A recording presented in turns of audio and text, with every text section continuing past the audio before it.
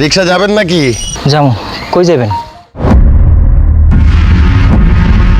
আমাদের মসজিদের ইমাম সাহেব না, আপনি রিক্সা চালান? জি সভাপতি সাহেব, আমি রিক্সা চালাই। সি সি সি সি সি ইমাম সাহেব, আপনি আমাদের মসজিদের ইমাম হইয়া আপনি রিক্সা চালান? আপনার এত টাকার নেশা, এত টাকার লোভ, আপনি আমাদের মসজিদের ইমাম হইয়া যে রিক্সা চালাচ্ছেন, আপনি আমাদের মসজিদের, আমাদের এলাকার, আমাদের গ্রামের কোনো মান সম্মান রাখছেন? সেই জন্য আপনি মসজিদ না মুয়াজ্জিম রে বলতেছেন জামাতে নামাজ পড়াইতে। তা আজকে বাদ মাগরিব গ্রামের সবাইরে রাইকা আমি আপনার বিচার করব। আপনি দেখেন আপনারে আমি কি করি।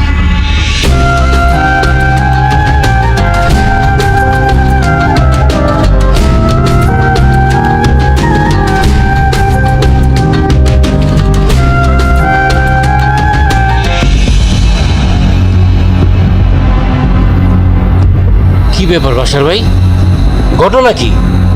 ইমাম সাহেব কি করছে? ইমাম সাহেবের নামে আপনি ভিসা টাকালেন কেন? আরে কি করছে মানে? সে আমাকে গ্রামের মান ইজ্জত সব ডুবাই দিছে। আজকে আমি গেছিলাম আমার মাইয়ার শ্বশুর বাড়িতে, ফেরার সময় দেখি সে ওই গ্রামে রিক্সা চালাইতেছে। আমগো গ্রামের ইমাম সাহেব হইয়া সে পাশের গ্রামে গিয়ে রিক্সা চালাইতেছে। আমগো গ্রামের মান ইজ্জত থাকে? কি বলেন আপনারা, থাকে আমগো গ্রামের মান ইজ্জত? সি সি সি সি ইমাম সাহেব, আপনার টাকার এত লোভ, আপনি ইমামতি বাদ দিয়া রিক্সা চালান গিয়া? বাসার ভাই, ইমাম সাহেবের একটা কঠিন শাস্তি দিতে হইব। এখন এই মুহূর্তে ইমাম সাহেবের একটা শাস্তির ব্যবস্থা করেন। অবশ্যই শাস্তির ব্যবস্থা করতেছি। যে অন্যায় সে করছে তার কঠিন শাস্তি হবে। তারে এই ইমামতির থেকে বাদ দিয়া এই গ্রাম থেকে ঘাড় ধাক্কা দিয়া বাইর করে দিব। তার আগে ইমাম সাহেব আপনি বলেন, আপনি কেন রিক্সা চালাইতে গেছিলেন? পেটের দায়ে, আমার সংসার চালানোর দায়ে, আমার স্ত্রীর ভরণ পোষণ দেওয়ার দায়ে।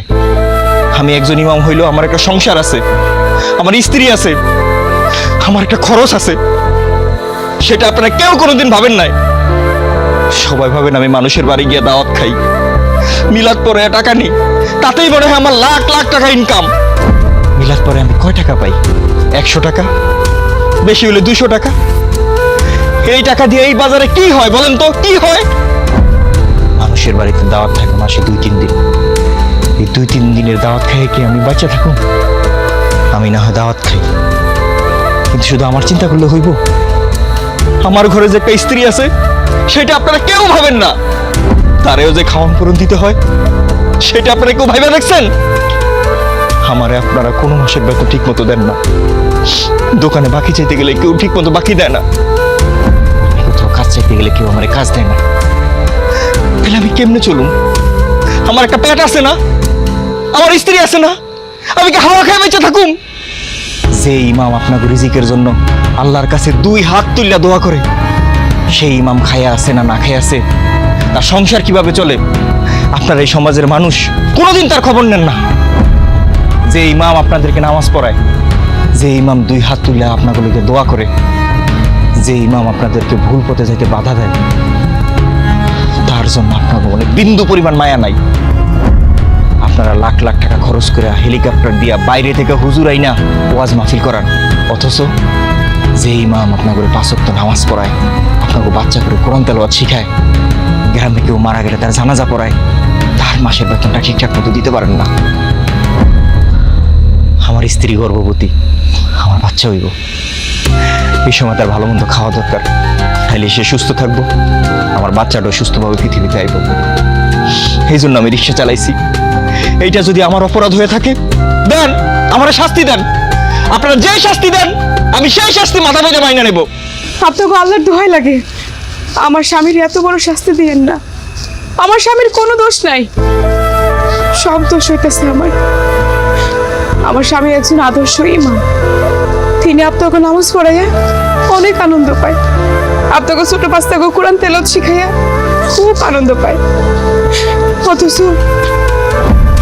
আমি তারে খোটা দিই, কত কথা শুনাই, সংসারের অভাবের কথা শুনি, কত আজে বাজে কথা কই। সেই জন্য তিনি বাধ্য হইয়া রিক্সা চালাইতে গেছে। বিশ্বাস করেন, আমি আপনাকে কথা দিতেছি, আমি হাজার না খায় থাকলেও আমার স্বামীর কোনো কাজ করতে পারবো না, কিন্তু এরপরও আপনারা আমার স্বামীর ইমামতি থেকে সরাই দিয়েন না। তিনি এই কষ্ট সহ্য করতে পারবো না, এই কষ্ট সহ্য করতে না পাইরা তিনি মরে যাইব। সেক্রেটারি সাহেব, সভাপতি সাহেব, ইমাম সাহেব অনেক ভালো মানুষ, অনেক কষ্ট করে আর সংসারটা চালায়। সে তার দুঃখের কথা মাঝে মাঝে আমার কাছে কয়, আপনার কাছে কয় না ভয়ে। ইমাম সাহেব আপনাকে মান সম্মানে আঘাত করতে চায় নাই, এই জন্য এই গ্রামে রিক্সা না চালায় অন্য গ্রামে যায় চালাইছে। ইমাম সাহেবরে আপনার ইমাম থেকে সরায় আনবে, লাগলে আমার চাকরি থেকে বাদ দিয়ে দেন। সভাপতি সাহেব, সেক্রেটারি সাহেব, আপনারা গ্রামবাসী যারা আছেন সবাই আমার মুসল্লি। আমি এতদিন আপনাদের নামাজ পড়াইছি, আমি সারা জীবন ধরে আপনাদের নামাজ পড়াইতে চাই। আমি আপনাকে মসজিদের ইমাম হইয়া বাকি জীবনটা কাটিয়ে দিতে চাই। সেক্রেটারি সাহেব, সভাপতি সাহেব, আমার কোনো বেতন দেওয়া লাগবে না, অনুরোধ লাগে আমার ইমামতি চাকরি থেকে বাদ দিয়ে না, আমার অন্য যে কোনো শাস্তি দেন আমি মাইনে নেব। আমি আপনার দুটো পায়ে ধরি, দুটো পায়ে ইমাম সাহেব কি করেন? আরে আপনি আমাকে কাছে মাপছে তো আমারে লজ্জা দিতেছেন। ইমাম সাহেব, আপনি খালি তো ইমাম না, একজন মানুষ, একজন স্বামী। আপনার ঘর আছে, সংসার আছে, স্ত্রী আছে, আপনার তো খাইতে হয়, পড়তে হয়, এগুলো সব আমরা ভুলে গেছিলাম। আপনি অনেক সহজ সরল মানুষ, এই জন্য আমরা ইচ্ছা মতো আপনারা ঠকাইছি। আপনারা আমরা ঠিক মতো বেতন দিই নাই, সেই টাকাগুলা আমরা বাইরে খাইছি। আমি আপনার কথা দিতেছি, এখন থেকে আপনার প্রতি মাসের বেতন আপনি প্রতি মাসেই পাবেন, আর যেটা বকেয়া পড়ছে সেইটাও আমি শোধ করে দিব। ইমাম সাহেব, আপনি আমারও ক্ষমা করে দেন, আমি অনেক অন্যায় করছি। আপনি সুদ সম্পর্কে বয়ানে যে কথাগুলি বলছিলেন আমি রাগ করছিলাম, খুব খারাপ ব্যবহার করছি আপনার সাথে। আমি আর সুদের ব্যবসা করবো না, এই যে এলাকার সবার সামনে আমি কথা দিতেছি, সুদের ব্যবসা আমি আর করবো না। সেই সাথে আমি সবাইরে বলতে চাই, আমরা সবাই মিলা চান্দা তুইলা ইমাম সাহেবের একটা দোকান খুলে দিব। আপনারা সবাই রাজি তো?